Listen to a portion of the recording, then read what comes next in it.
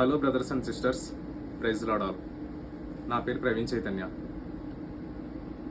ఈరోజు మనందరికీ చాలా బాధాకరమైన రోజు, క్రిస్టియన్స్ అందరికీ కూడా. ఒక సంవత్సరం మనం వెనక్కి చూసుకుంటే సరిగ్గా ప్రవీణ్ అన్న చనిపోయి సంవత్సరం అవుతుంది. ఈరోజు నా జీవితంలో బాగా గుర్తుండిపోయే రోజు.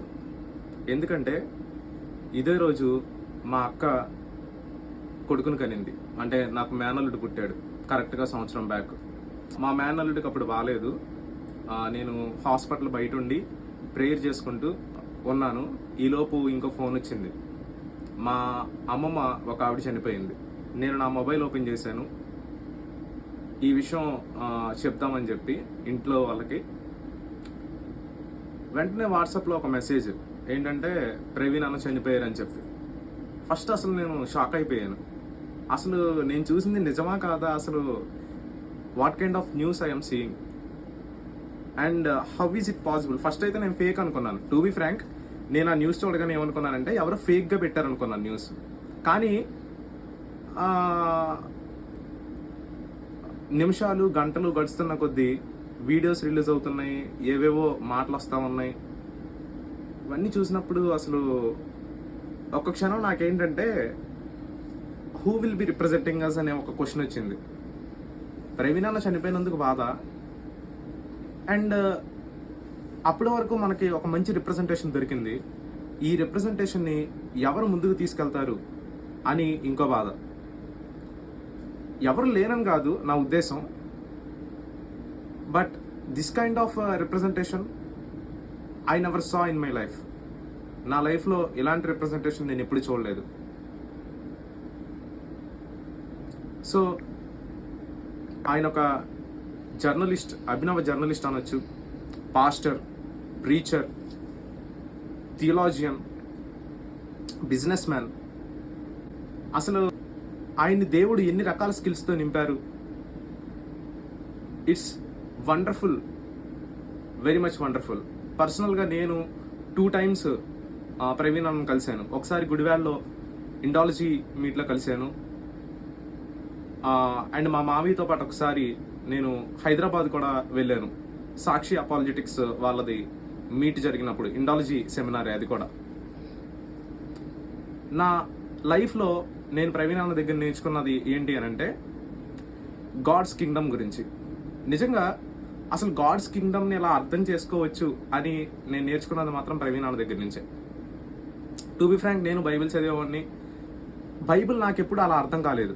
అయితే ఈరోజు ప్రవీణ్ అన్న మన మధ్యలో లేరు, but his voice is with us, his words are with us. ఆయన మాటలు మనతోనే ఉన్నాయి, ఆయన గొంతుక మనతోనే ఉంది, ఆయన వినిపించిన గొంతుక ఇంకా మోగుతూనే ఉంది. దళితుల కోసం ఆయన వినిపించిన గొంతుకు కావచ్చు, క్రైస్తవ మైనారిటీల పట్ల ఆయన వినిపించిన గొంతుకు కావచ్చు. It is still sounding and producing echoes all over the India and in fact world అని కూడా చెప్పొచ్చు. ప్రపంచం ఆయన్ని గుర్తు చేసుకుంటుంది ఈరోజు. అయితే ఇవి చెప్పుకుని మనం వదిలేద్దామా? ఇంతటితో మనం కాసేపు ప్రవీణ్ అన్న గురించి మాట్లాడుకుని బాధపడి సంతోషపడి, ఆయన చేసిన పనులను బట్టి, ఆయన మృతిని బట్టి బాధపడి ఇంతటితో వదిలేద్దామా? నో. ఆయన బ్రతికున్నప్పుడు ఆయన ప్రతిసారి చెప్పింది నా చెవుల్లో ఎప్పుడు మారుమోగే ఒక విషయం ఏంటి అని అంటే it's all about God's kingdom. ఇండియాలో ఉన్న క్రిస్టియన్స్లో నుండి ఎందుకు పాలిటీషియన్స్ రాకూడదు, ఎందుకు జర్నలిస్టులు రాకూడదు, ఎందుకు బిజినెస్ పీపుల్ రాకూడదు, ఎందుకు సివిల్ సర్వెంట్స్ ఎక్కువ సంఖ్యలో రాకూడదు? సో ఇంతవరకు మనకి టార్చ్ బేర్ చేస్తూ మనల్ని నడిపిస్తూ 1 year బ్యాక్ వరకు కూడా ప్రవీణ్ అన్న మనకి సపోర్ట్గా ఉన్నారు. అయితే దిస్ టైం క్రిస్టియన్ కమ్యూనిటీకి ఇంకా అనేక మంది ప్రవీణ్ పగడాల గారులు కావాలి. ఆయన ఎప్పుడు చెప్తూ ఉండేవాళ్ళు, మేము చెప్పే మాటలు వినడం కాదు, మాకులాగా పనిచేసే వాళ్ళు కావాలి అని. This time we need workers, we need servants to build the God's kingdom. Let me finish with this. ఈరోజు మన మధ్యలో ప్రవీణ్ అన్న ఉంటే ఏం చెప్తారు? నేనైతే ఇదే చెప్తారనుకుంటున్నాను. క్రిస్టియన్స్లో నుంచి జర్నలిస్టులు రావాలి, క్రిస్టియన్స్లో నుంచి పాలిటీషియన్స్ రావాలి, క్రిస్టియన్స్లో నుంచి బిజినెస్ పీపుల్ రావాలి, క్రిస్టియన్స్లో నుంచి ఇంజనీర్స్, డాక్టర్స్, ఉన్నత విద్య, ఉన్నత పదవుల్లో ఉండేవాళ్ళు, హై ఇంటెలెక్చువల్ పీపుల్ రావాలి అని కోరుకుంటారు.